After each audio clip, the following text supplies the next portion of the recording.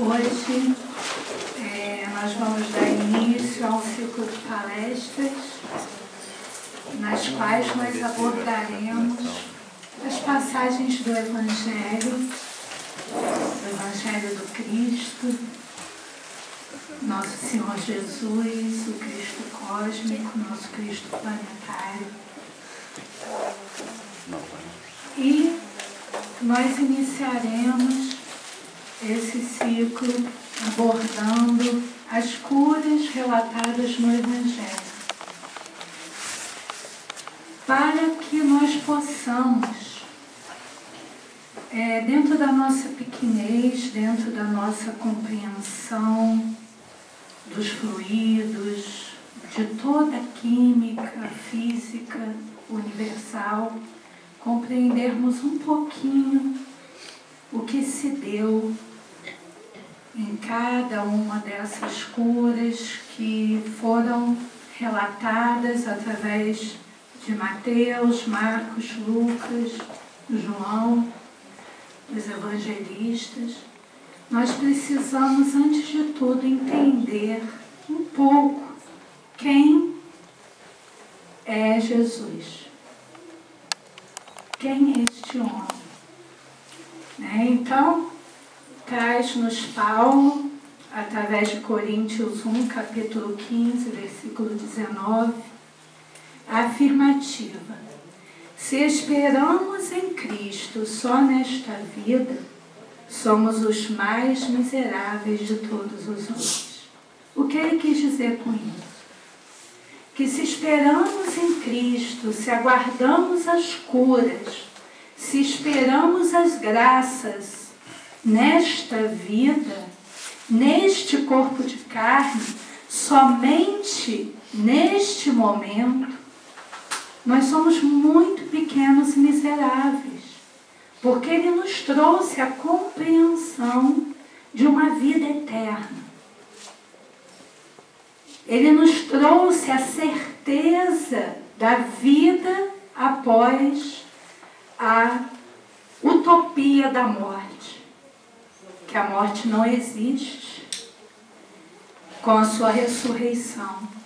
Então, para que nós possamos compreender o Evangelho, que deve ser o farol e a bússola das nossas vidas, é importante que a gente entenda quem foi Jesus, o nosso Cristo planetário.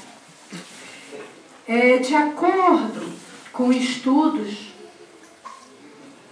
modernos da ciência, foi concluído que o nosso planeta tem 4,54 bilhões de anos. Emmanuel nos relata no livro A Caminho da Luz, que é um livro muito maravilhoso, que foi psicografado em 1938, quando ele nos trouxe diversas revelações que hoje a ciência humana está confirmando. Ele nos relata que quando a Terra se desprendeu do nosso astro-rei, do Sol, que a Terra, ele chama a Terra de cadinho incandescente. Quando esse cadinho ele se desgruda do Sol e vai, e começa a rodar, a girar em uma velocidade muito grande em volta do nosso astro-rei, quando isso ocorre, já foi determinado pela divina providência que o governador daquele planeta, que se formaria como palco da evolução de milhares, bilhões de seres, seria Cristo Jesus. Há 4,54 bilhões de anos atrás, Jesus já era considerado, já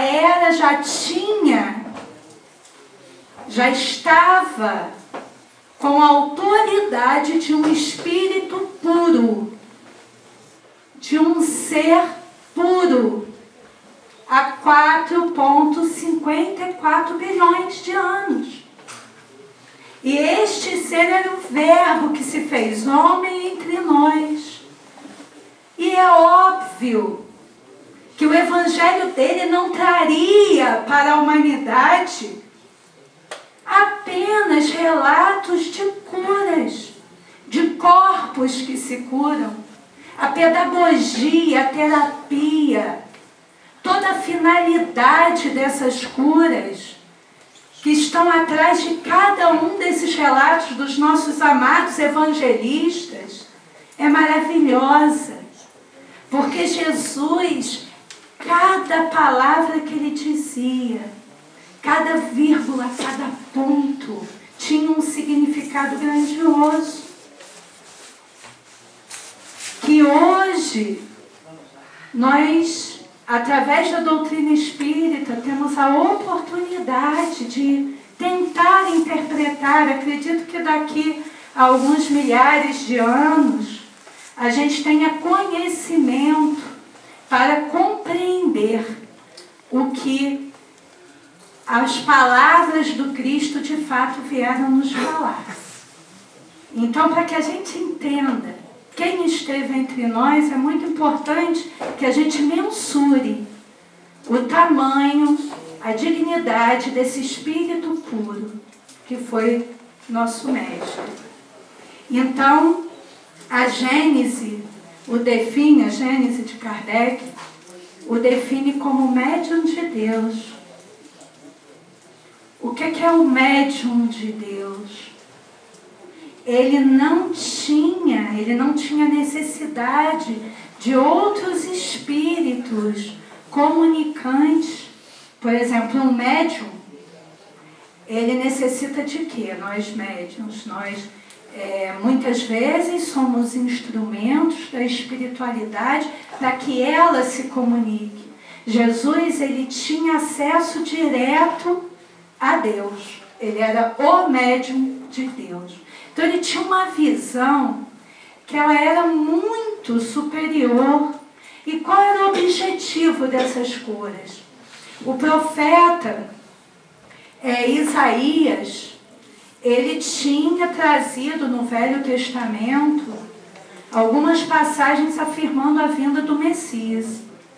Então, para que Jesus fosse reconhecido como Messias, ele necessitava de alguns feitos. Jesus, ele era puro amor. Ele esteve entre nós no momento em que a Terra ainda estava num período de prova, de primitivo, diferente de hoje, que já temos o nosso estado de consciência muito mais ampliado, que já estamos em provas e expiações. E Jesus, ele veio ensinar através do amor. E que ensinamento maior do que você curar a quem sofre? Porque quem precisa de médico é o doente. Então ele tinha amor por aquelas pessoas que viviam à margem do caminho, que viviam à margem da sociedade. Ele conseguia amar a todos. Então foi o maior legado que ele nos deixou. Foi esse amor, a prova do amor em atitudes. Então é um dos motivos pelos quais ele veio para curar. Isaías, ele dizia: o mundo que estava em trevas viu uma grande luz, porque um menino nasceu, um filho se nos deu, e o principado estava sobre os seus ombros, e o seu nome é maravilhoso, Conselheiro, Deus forte, Pai da eternidade, Príncipe da paz. Eis que a Virgem conceberá e dará à luz um filho, o qual será chamado Emmanuel, que traduzido é Deus conosco. Isso já estava em Mateus, capítulo 1, versículo 23, ele parafraseando já Isaías. Também em Mateus para que cumprisse o que fora dito pelo profeta Isaías, que diz: Ele tomou sobre si as nossas enfermidades e levou as nossas doenças. Porque Ele nos explicou, Ele nos ensinou como que nós faríamos para nos livrar das nossas enfermidades e das nossas doenças. Se ainda há sobre o planeta doentes e enfermos, é porque nós ainda não temos olhos de ver. Nós ainda não compreendemos as suas palavras. Nós ainda não conseguimos caminhar neste caminho. Então, ele necessitava desses prodígios. E ele veio trazer a lei do amor, né? Então, a Gênese de Kardec, no capítulo 14, ela vai nos falar sobre os fluidos, que era a forma como Jesus, ele procedeu, ele usou o fluido cósmico e seus próprios fluidos, os fluidos da natureza e os fluidos dos presentes em diversas vezes. Só que hoje a gente não vai se ater nessa parte dos fluidos, que é uma parte muito mais complicada da gente entender. Então é melhor que a gente vá devagarinho e vamos, antes de falar de cura, conceituar o que é saúde. Né? Porque a grande maioria dos enfermos, ele busca a anestesia, não a cura. A grande maioria de nós, quando nós chegamos, por exemplo, nas igrejas evangélicas, na casa espírita, na igreja católica, no médico, no hospital, a grande maioria de nós quer alívio, quer uma anestesia imediato, como disse a Sônia, mas a gente não está pronto para a cura. A gente não está pronto para fazer a nossa parte no processo de cura. Para pagar o preço do processo de cura. A maioria de nós. Então, segundo a Organização Mundial de Saúde, o conceito de saúde é estado de completo bem-estar físico, psíquico e social. Então a gente observa que não é meramente a ausência de doença. Bem-estar físico, psíquico e social. Tentaram, nas reuniões da OMS, colocar a palavra espiritual nessa conceituação, mas não foi aceito, até porque no mundo inteiro tem muitas questões que avaliam a parte espiritual que não é unânime. Então não foi aceito pela OMS. E a OMS estuda agora conceituar também, colocar nesse conceito a parte ecológica, psíquico, social e ecológico, porque primeiro que está em voga falar da natureza e segundo que nós temos total, o meio influencia em nós, não é? Quando nós moramos, por exemplo, numa cidade como São Paulo, a nossa qualidade de vida, de saúde, é bem inferior a quem mora, por exemplo, em Nova Friburgo. Há muitas diferenças. Então, no livro Consolador, na questão 95, Emmanuel define saúde da seguinte maneira: saúde é a perfeita harmonia da alma. A perfeita harmonia da alma. Olha só, é muito amplo esse conceito. Se a gente pensar, por exemplo, na imagem do Chico Xavier. Chico Xavier tinha o seu corpo físico com muitas doenças, principalmente no final da sua encarnação. Ele trazia doenças, mas ele estava em total harmonia consigo mesmo e com o Criador. Então ele era doente? O que vocês acham? Agora vamos ao Hitler. Hitler tinha uma saúde, ele era um homem que ele tinha uma dieta super balanceada, era muito saudável.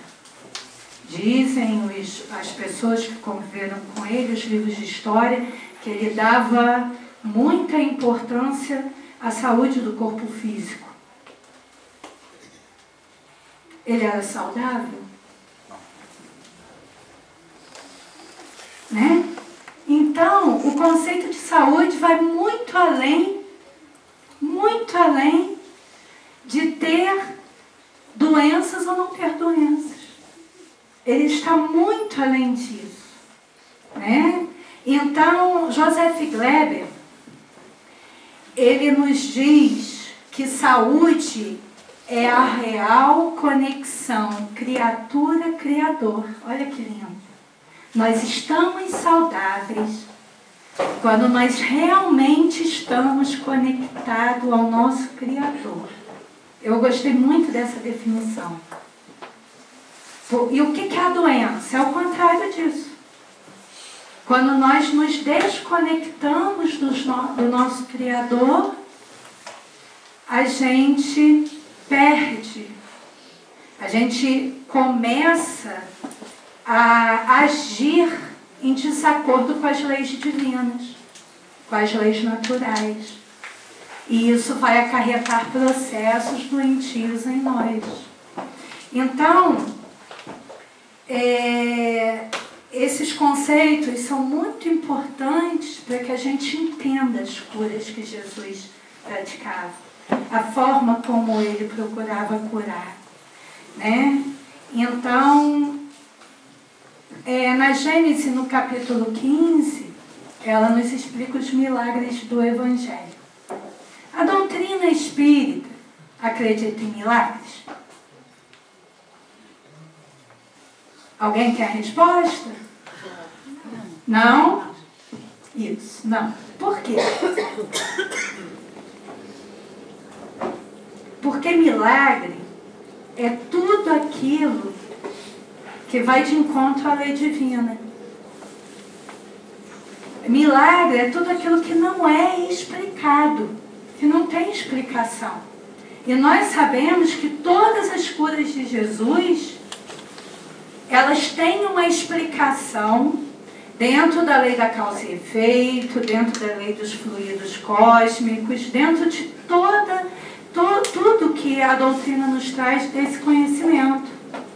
Então, a palavra milagre, a origem etimológica dela, ela vem de mirare, quer dizer admirar.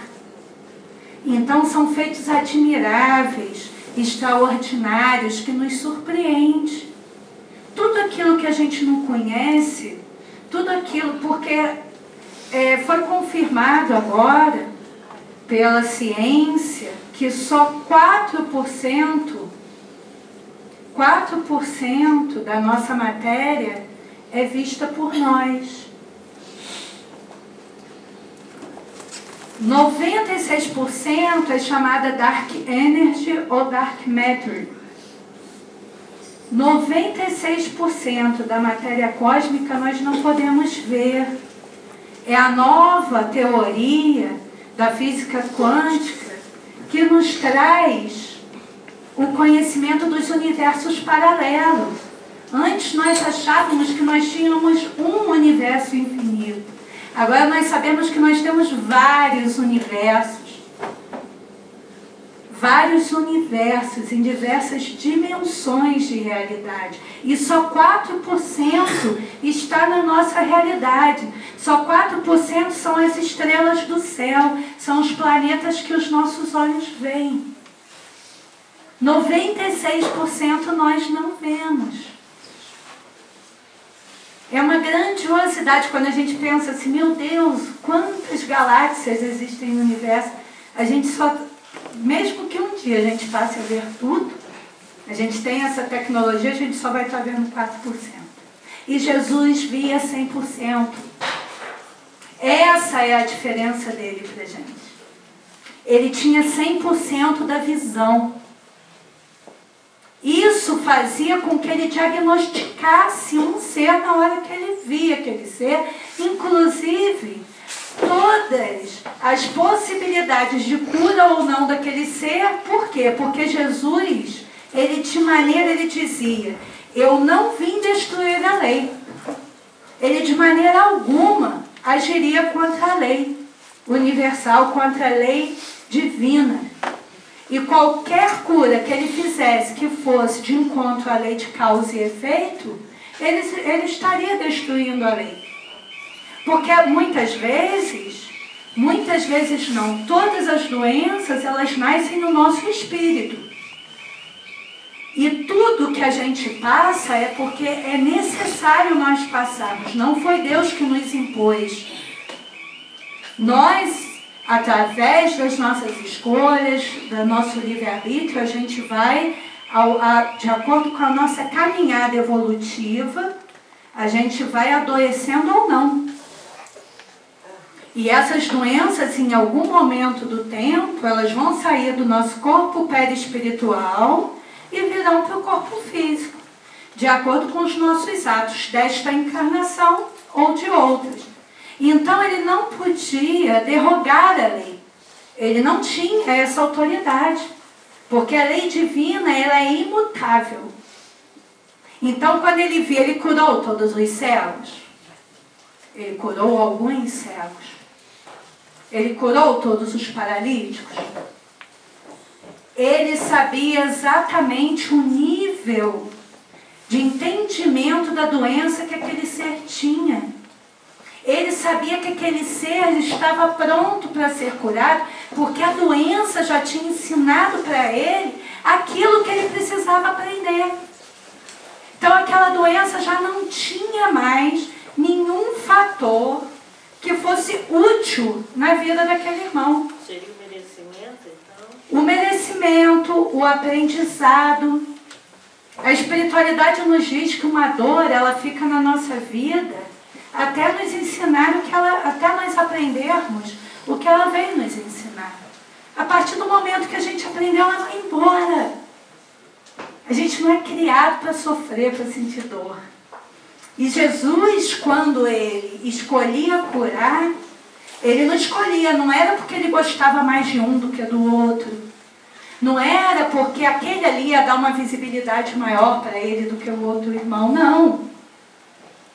Ele olhava a pessoa, ele tinha visão de tudo que aquela pessoa já tinha sido, porque que ela estava naquela situação e se ela estava pronta para ser curada. Em alguns momentos que nós vamos narrar aqui, ele curou e a doença voltou. E quantas vezes a gente não vê isso? Não é? Então, no Evangelho, a gente tem em torno de 31, o que a Igreja Católica, o que os nossos irmãos evangélicos chamam de milagres, feitos. 31 grandes feitos. Desses, 26 foram curas. Dessas 26 curas, 3 foram ressurreições, ressuscitações. Jesus ressuscitou 3 pessoas. Algumas curas, o Evangelho nos narra curas à distância. Ele nos narra também vários tipos de curas. E eu escolhi apenas algumas para que desse tempo, né? Então, eu vou começar lembrando que a gente lembra da passagem evangélica do cego de Jericó. Alguém lembra dessa passagem bíblica? Jesus descia de Jerusalém para Jericó. Jericó era um grande porto, era o símbolo das coisas mundanas. E Jerusalém, ela ficava ao alto. Então, na simbologia do Evangelho, ela é o símbolo das coisas divinas. Então, Jesus ia para Jericó, e estava já chegando em Jericó, acompanhado por uma grande multidão. Tinha um cego à margem do caminho, sentado. Seu nome era Bartimeu. Bar, em hebreu, significa filho de. Bartimeu, filho de Timeu. Seu nome não é revelado. Bartimeu estava sentado à margem do caminho. Ele era cego e mendigava. E ouviu que Jesus vinha. E Bartimeu levanta-se e fica empolgado quando ele sente a passagem daquela multidão de Jesus. E ele começa a berrar mesmo, a gritar: Jesus, filho de Davi, por favor, tende piedade de mim. Tende piedade de mim. E ele começa a gritar, que ele incomoda os apóstolos. Os apóstolos ficam aborrecidos com aquela gritaria. E é muito de se estranhar por que eles se aborreceram, não é? Homens santos que viviam ao lado do Cristo. Sabe por quê? Porque eles olhavam aqueles seres com piedade, com dó, com pena. Eles não olharam aquele ser com compaixão. Quando você olha um irmão seu com compaixão, você identifica nele todos os problemas que ele está passando, mas acredita naquele irmão como um ser divino, um filho do amor. E que ele vai ser capaz de ultrapassar aquilo ali. Quando você tem piedade, você se coloca acima daquele irmão e o vê como um ser inferior. E é assim que os apóstolos viram Bartimeu. E Jesus parou. Ele parou porque ele ouviu. Isso diz o quê? A misericórdia divina ouve os apelos de quem realmente pede com fé. E quando ele parou e ele olhou, ele viu Bartimeu à margem. E ele disse assim: vem até a mim. Quando ele disse isso, a gente se pergunta: meu Deus, ele cego, tem que ultrapassar aquela multidão. Por que Jesus não foi até ele? Cada cura de Jesus tem um movimento pedagógico diferente.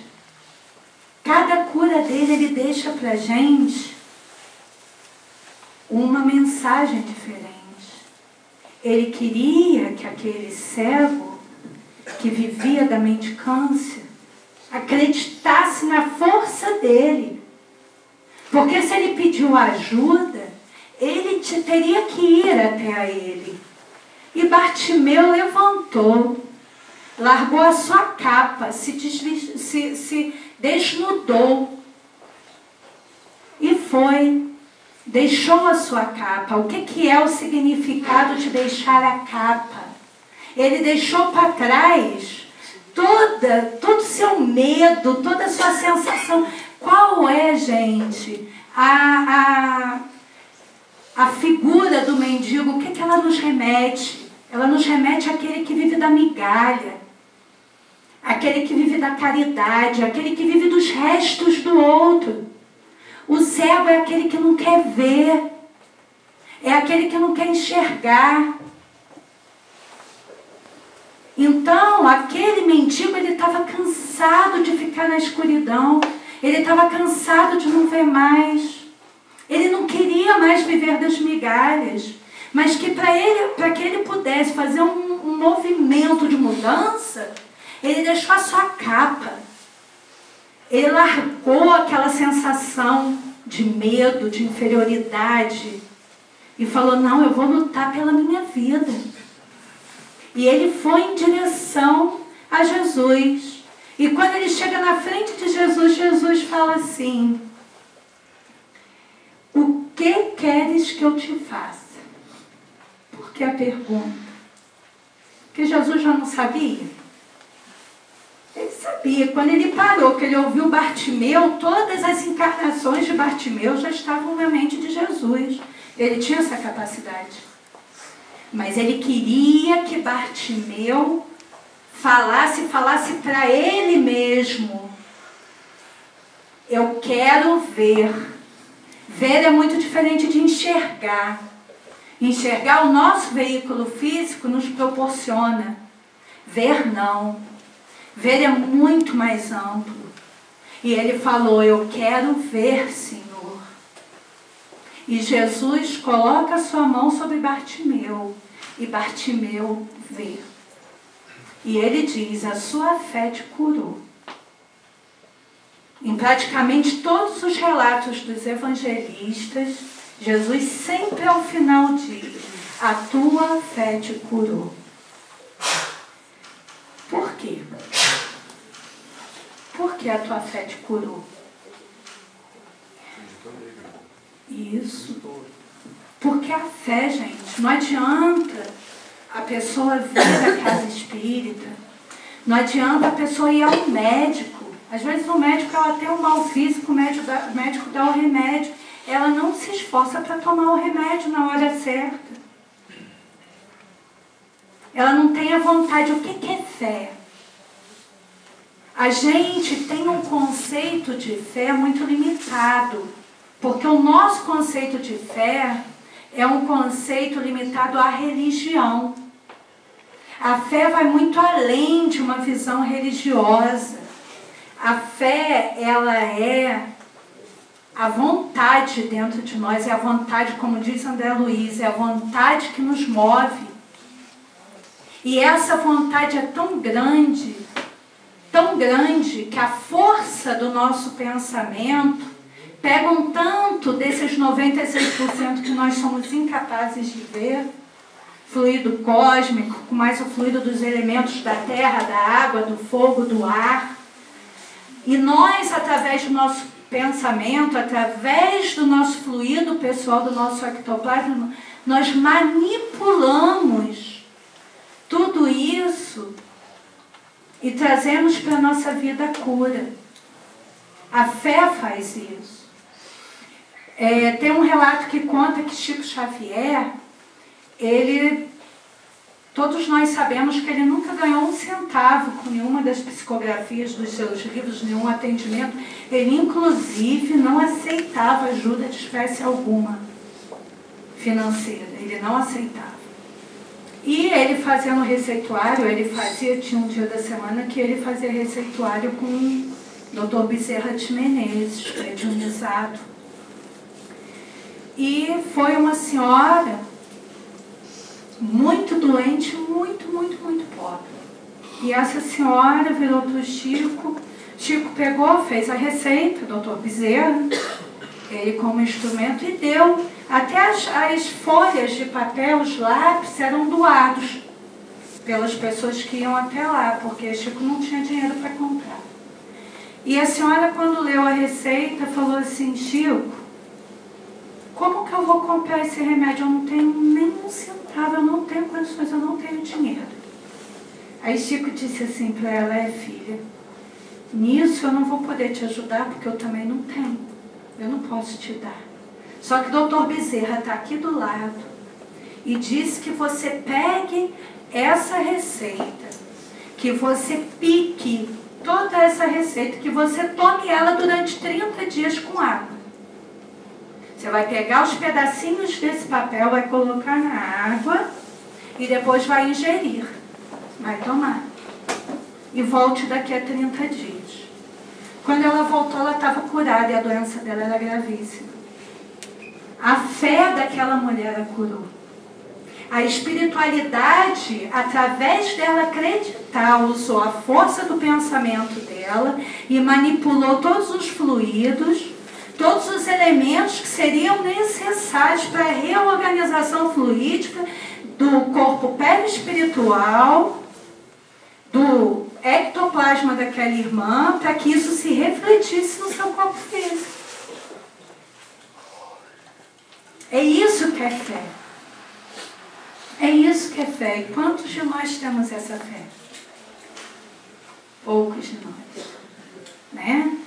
Então, Jesus, depois de curar Bartimeu, de sair lá de Jericó, ele vai a Jerusalém. E lá em Jerusalém, nas varandas do templo de Jerusalém, tinha uma piscina, que era chamada Piscina das Ovelhas. E centenas de doentes ficavam em volta daquela piscina, porque diziam que um anjo chegava naquela água e quando aquela água se movesse, quando ela entrava em movimento, o primeiro que caísse na água era curado.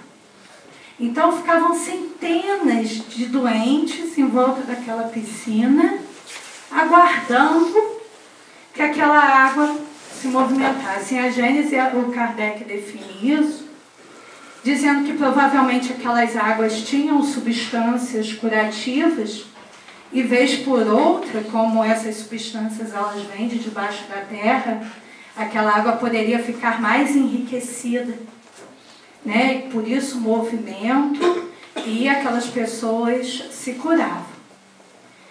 E Jesus vai ao templo e chega lá, tem um paralítico. E esse paralítico, ele estava lá esperando a água se movimentar. E Jesus vai até ele e perguntou assim para ele: queres ficar são? Aí o paralítico falou assim: Senhor, eu até quero, né? Estou aqui, mas eu não tenho nenhum homem que me jogue na água quando a água se movimenta, então eu nunca consigo cair primeiro. Então eu não consigo, mas eu estou aqui, eu não estou perdendo minha esperança. Ele estava há 38 anos naquela cama. E aí Jesus vai de novo para ele e fala assim: queres ficar são? Por que ele perguntou a segunda vez? Porque a gente responsabiliza o exterior pela nossa melhoria. E para que a gente evolua, para que a gente melhore, isso, gente, não é só na nossa saúde, não, é em tudo.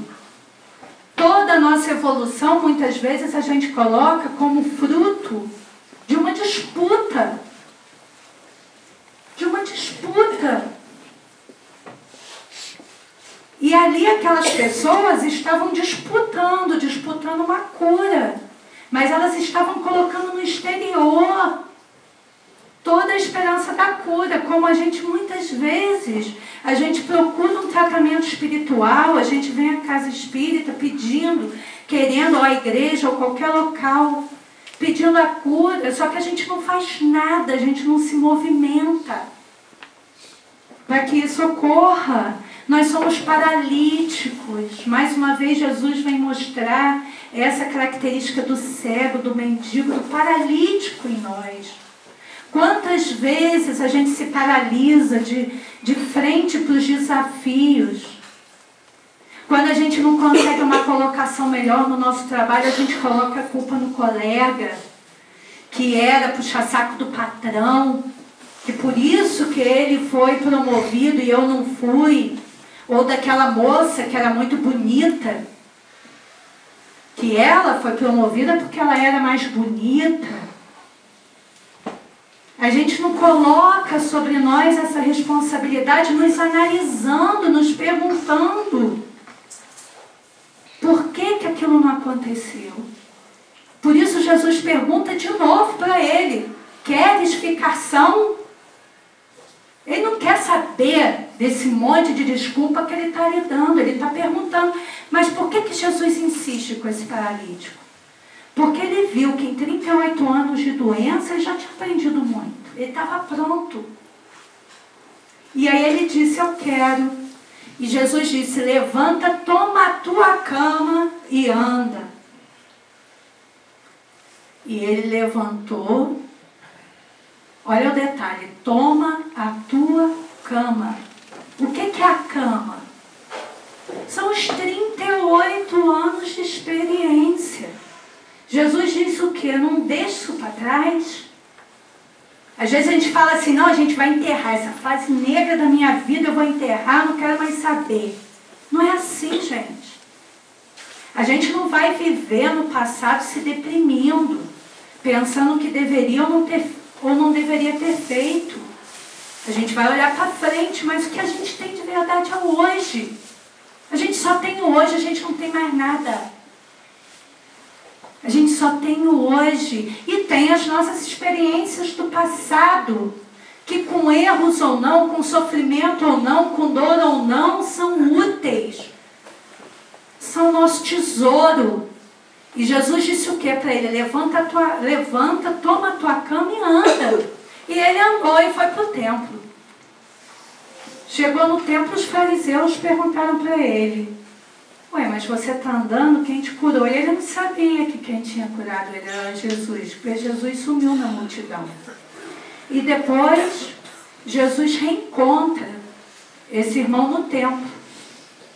E disse assim, vejo que estáis são.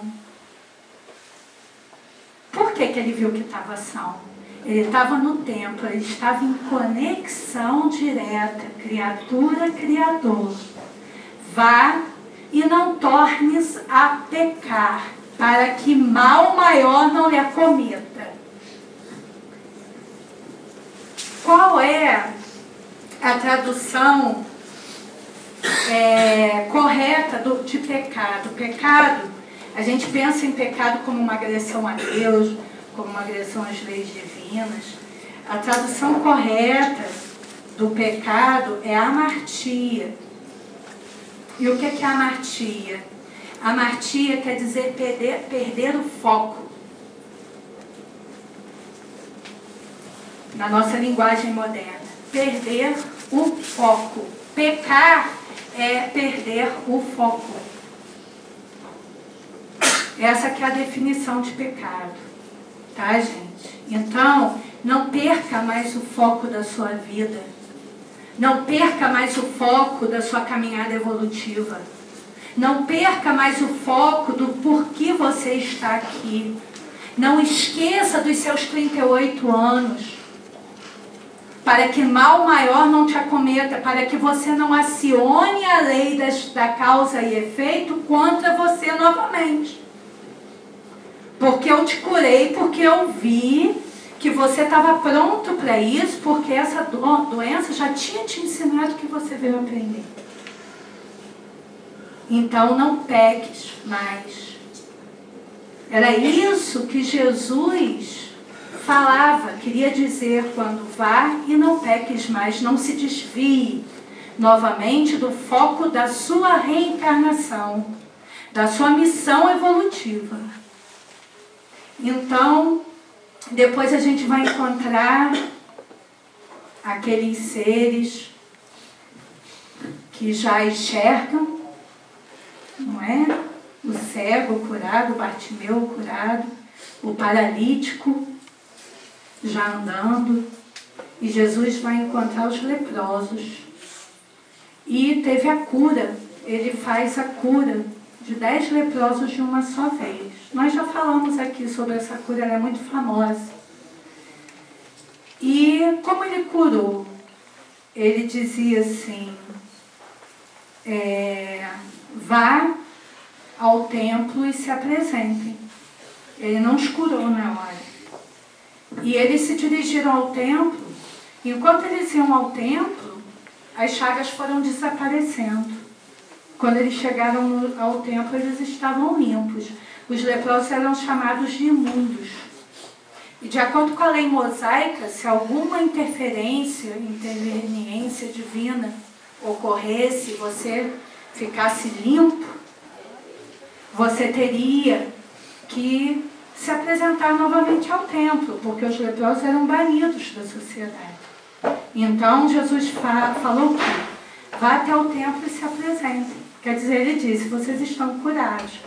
Só que dos 10, só um voltou para agradecer. E Jesus perguntou para ele, e os outros 9? De acordo com os nossos amigos espirituais, os outros 9, eles foram se vingar daqueles que o desprezaram na época que eles estavam doentes. Eles voltaram àqueles mesmos prazeres que eles procuravam antes. Eles não fizeram a sua reforma interior. Só um entrou na vibração da gratidão. E Jesus coloca para a gente a importância. Isso estava em João, e ele diz que o que estranha será que Jesus não fazia questão de que agradecessem. Ele não tinha essa... Ele não exigia isso de ninguém. Ele exigia isso da própria pessoa, porque aqueles outros 9, eles não foram invadidos pelo sentimento de gratidão. Paulo, ele dizia o que é o apóstolo Paulo? Em tudo dai graças.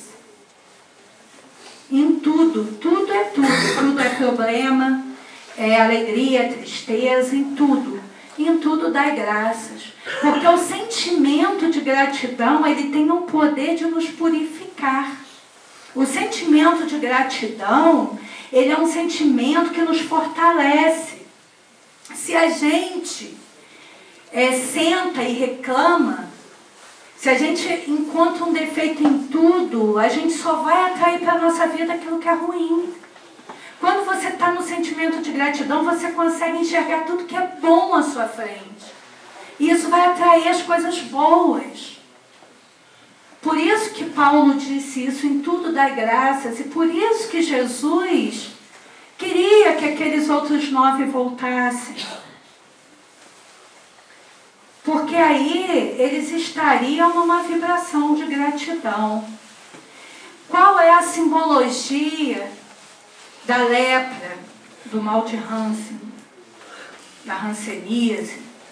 A simbologia dessa doença é uma doença de pele, que ataca tanto a pele quanto o sistema nervoso. A pele, ela é responsável pelas sensações, pelas nossas sensações, e ela nos limita. Ela limita, né? Quando acaba a nossa pele, a gente acabou e tem um mundo físico. Então, quando ele pega esse cego que já está enxergando, esse paralítico que está andando, ele manda esse ser se apresentar à sociedade, se reinserir à sociedade, se mostrar no templo.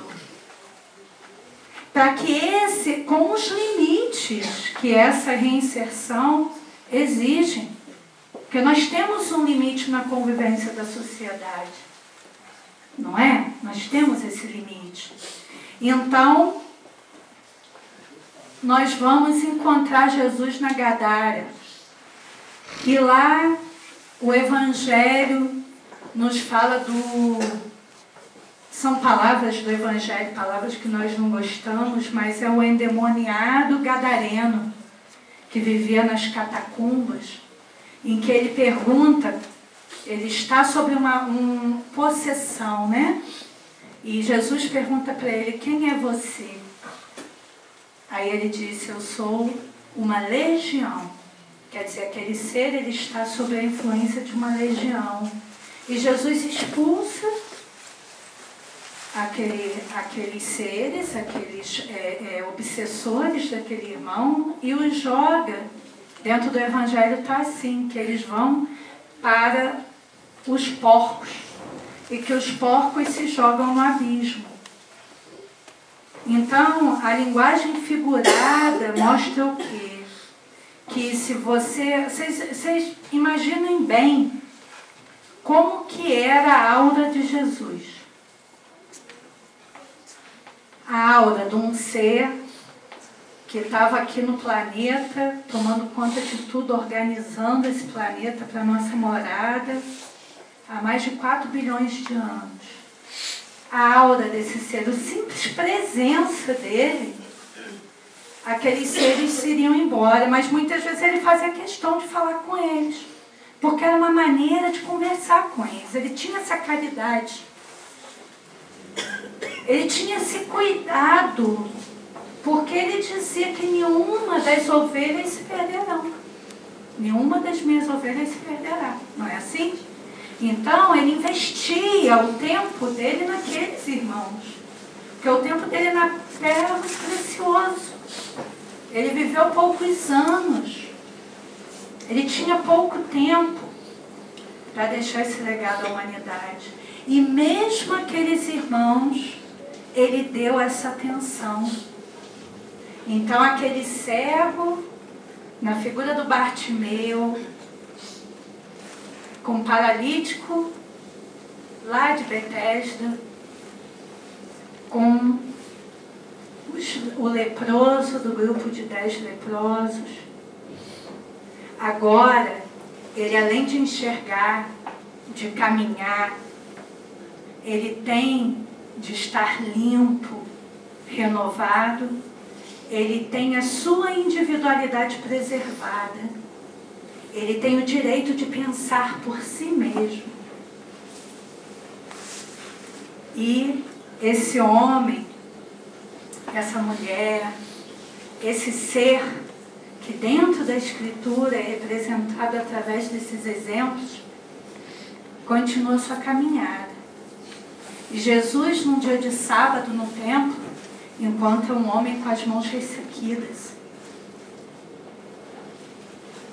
E era proibido curar no sábado, era proibido qualquer coisa no sábado. Sábado era um dia de adoração a Deus. E Jesus chama esse homem e diz: abre as suas mãos. E ele abre e fica curado. E os fariseus, eles se revoltam, porque Jesus fez uma cura no sábado. E por que Jesus fez não só essa cura, mas algumas outras curas no sábado?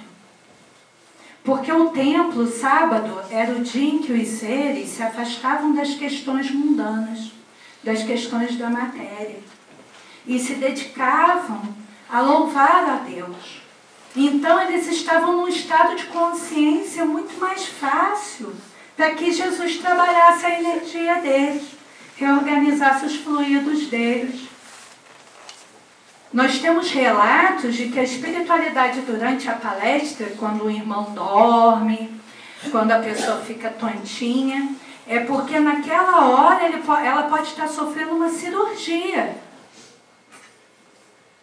O Dr. Andrei Moreira, ele conta uma história da casa que ele participava, que a espiritualidade relatou que um rapaz que estava frequentando lá, que ele tinha um tumor no cérebro. E a espiritualidade se organizou para, num dia de palestra aberta, durante a palestra, fazer uma intervenção cirúrgica naquele irmão. Inclusive com a presença de Bezerra de Menezes e Joseph Gleber. E nesse dia choveu muito e deu muito trabalho para a espiritualidade, todos os aparatos, porque aqui está cheio, os aparatos são muitos. E nesse dia o rapaz não foi porque choveu. Ele teve preguiça. A preguiça é um sentimento que nos impede de viver e de andar. Não é? Então é como se nós estivéssemos lá na situação daquele paralítico. Ele simplesmente ficou em casa. E ele perdeu a oportunidade de ser tratado. Ele não foi tratado naquele dia. Então, por que a espiritualidade escolhe esses locais, tanto na igreja católica, quanto na evangélica, quanto na casa espírita? Porque a gente está com o nosso estado de consciência expandido, com Deus no nosso coração. A nossa fé fica mais forte, então é mais fácil, a nossa energia fica mais limpa. Então é muito mais fácil da gente ser cuidado. Então, quando ele curou esse homem com a mão ressequida, o que ele disse para ele? O que ele quis dizer? Que o cego Bartimeu, que agora não mendigava mais e que podia ver, e que anda nas pernas do paralítico lá de Betesda, e que está limpo, com a alma limpa, como aqueles leprosos curados, e que também pensa por si próprio com a sua individualidade preservada, porque a mente dele é só dele, livre de toda e qualquer obsessão, ele agora está com a mão pronta para doar. Ele está com a mão pronta para ajudar. Ele está completo, ele é um ser integral. E quando nós estamos curados, estamos bem, qual é a mensagem do Cristo para nós? Ajuda. Não é? Agora você tem tudo. Abre sua mão. Dou o que você tem. Outro caso de cura da Bíblia é da sogra de Pedro. Olha só como é que Pedro era. Ele foi pedir pela sogra. O Evangelho já nos traz uma mensagem. Ame suas sogras. Não é? É uma mensagem, gente. Porque no arquétipo da família, né, todo mundo fala mal da sogra, coitada da sogra. Não é? Ou pela frente ou por trás. Pedro foi pedir a Jesus, porque a sogra dele estava acamada, estava com febre, muita febre. Jesus chegou, impôs suas mãos e reorganizou o organismo dela. O que ele fazia? Ele reorganizava todas as energias daquela pessoa. E ele reorganizou os fluidos da sogra de Pedro, que ela instantaneamente melhorou. Quando ela melhorou, o que o Evangelho nos diz? Ela levantou-se e foi fazer comida e foi servir os visitantes. Qual é a mensagem do Cristo? Eu enxergo, eu não mendigo, eu não estou mais paralítico, eu estou em movimento, eu estou limpa. Não é? Eu estou livre de influências negativas, então eu vou trabalhar, porque o trabalho é uma lei divina. Eu vou trabalhar porque o trabalho faz bem, porque o trabalho me fortalece.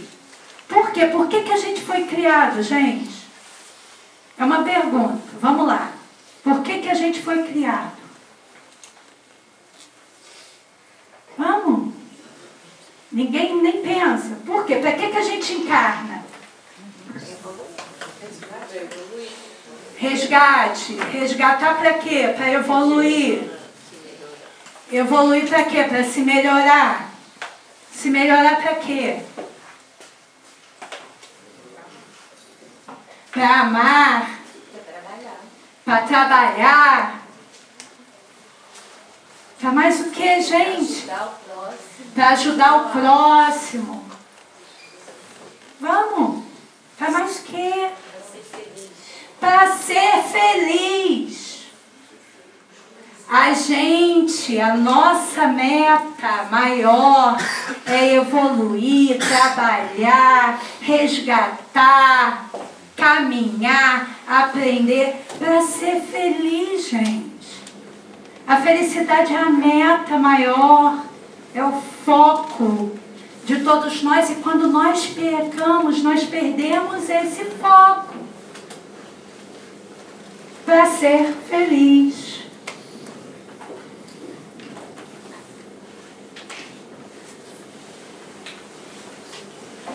Gente, fecha os olhos, vamos fazer a oração agora. Vamos conversar com Deus nesse momento, pedir a Ele que nos ajude. Ele está aqui nesse momento para nos ajudar. Deus está aqui neste momento. Sua presença é real em meu viver. Entregue tua vida e teus problemas. Fale com Deus, Ele vai ajudar você. Oh. Deus te trouxe aqui para aliviar o teu sofrimento. Oh. Ele é o autor da fé, do princípio ao fim, de todos os seus tormentos. E ainda se vier noites traiçoeiras, se a cruz pesada for, estará contigo. O mundo pode até fazer você chorar, mas Deus te quer sorrindo. E ainda se vier noites traiçoeiras, se a cruz pesada for, Cristo estará contigo. E o mundo pode até fazer você chorar, mas Deus te quer sorrindo. Seja qual for o seu problema, fale com Deus, Ele vai ajudar você. Após a dor vem a alegria, pois Deus é amor e não lhe deixará sofrer. Oh. Deus te trouxe aqui para aliviar o seu sofrimento. Oh. Ele é o autor da fé, do princípio ao fim, de todo o seu tormento.